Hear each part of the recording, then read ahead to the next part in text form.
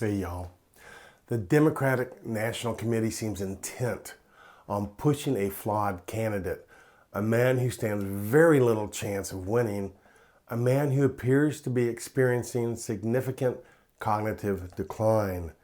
There is no way that the DNC actually believes that this is their guy. Could it possibly be they are fully aware of all the problems, but they have looked deep into their playbook and are calling an audible a trick play?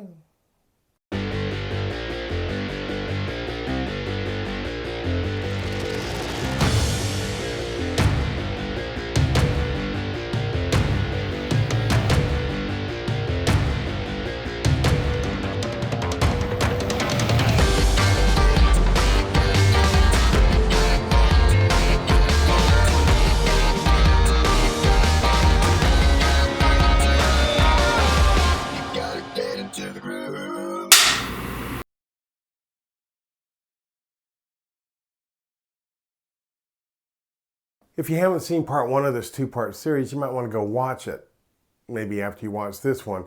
It really does help to set this up, and I personally think it was pretty entertaining, but then I would.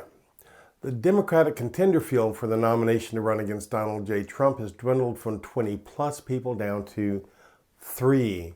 One of those 3 is not like the others, in that the third is a relatively young, moderate female. Now, I'm not quite sure why Tulsi Gabbard's hanging in there, but she sure is. The remaining 2 are white men in their late 70s. Now, before this election season started, I would have guaranteed you that the Dems would not have ended up with stale white bread getting the nomination. Now, that wasn't my stunted way of thinking. It was the thinking of the libs and the mainstream media. The candidates that came out were really pretty diverse. They were Caucasian, Asian, African American, faux Cherokee, men, women, gay, far left, and further far left. They didn't really have a good candidate to choose from, but they sure had plenty of them. You know, I have found since walking away from the left that I notice more and more that the left is very fond of virtue signaling, but very weak on follow through.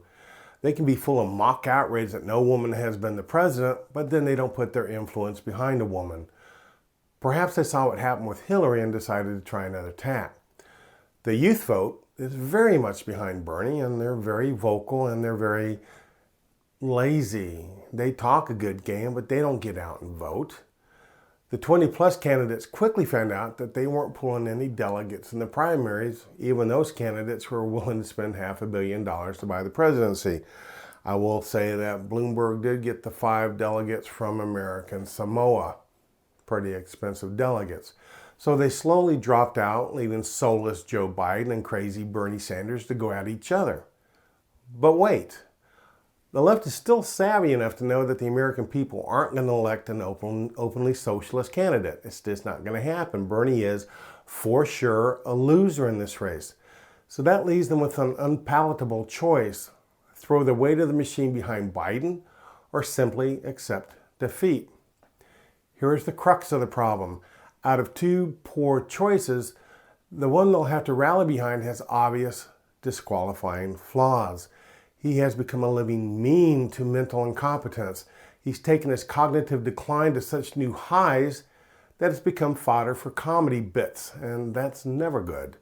Even people on the left are making snarky remarks about it. Bill Maher, a lefty who can occasionally see the truth, I'll admit that, said that Biden's interaction with the worker in Michigan was, quote, a little cuckoo, end quote. It wasn't as if the DNC didn't try to tip the table in favor of someone else. When Bloomberg got into the race, they changed the rules for qualifying for a debate. However, they went out of their way to make it harder for candidates they didn't like Tulsi Gabbard, and they were more than happy to change them for Michael Bloomberg. Of course, it didn't hurt that Bloomberg infused over $100 million into their coffers before announcing his candidacy. So now they have lemons, or a lemon, and they desperately want to at least make lemonade if they can't make a nice lemon meringue pie. But how? Even as lemon, soulless Joe is dried up husk. But you can still get a zest out of a dried up lemon. If that was too esoteric of a reference, please forgive me. That was a sly reference to Uncle Joe only being a single ingredient in a much larger recipe. This is the only thing that makes sense, this much larger recipe, and mark my word, you'll be able to look back on this video in a month or so and recognize I was onto something. And at the point I make this video, I was watching the Democratic debates, and Joe Biden said it before I could get this video out here. He committed to having a female vice president. Makes me so upset I didn't get this out there sooner, but you have to trust me, I didn't make that part up. I knew this is what he was going to do. The Democrats understand that Joe's equally as unelectable as Bernie is, but what if they throw in a ringer, kind of a Minnesota Fats of politics? What if he was to announce, let's say he was going to have Hillary or Elizabeth Warren or Stacey Abrams on the ticket to be his vice president? All of a sudden, crazy Uncle Joe doesn't seem like a total loss. Even though you know he's going to go down in flames sooner rather than later, there is an acceptable, if even not more preferable, replacement that's teed up and ready to take over. At that point, it suddenly makes sense to throw your weight, your might, and your money behind Joe. Remember Joe saying, I'm not sure how long ago it wasn't too long ago, that he could possibly die while he was in the White House. He did.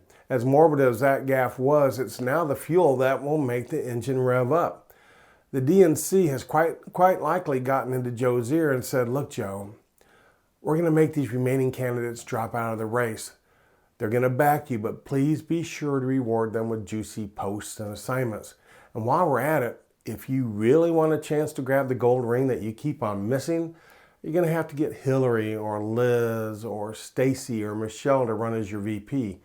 Then we're going to back you, buddy. You will have a full commitment of our resources. But we really can't make that commitment unless you're willing to do that little thing for us. Joe, of course, can agree to die once he's in office, but I doubt he's willing to push it to that extreme just to get the presidency.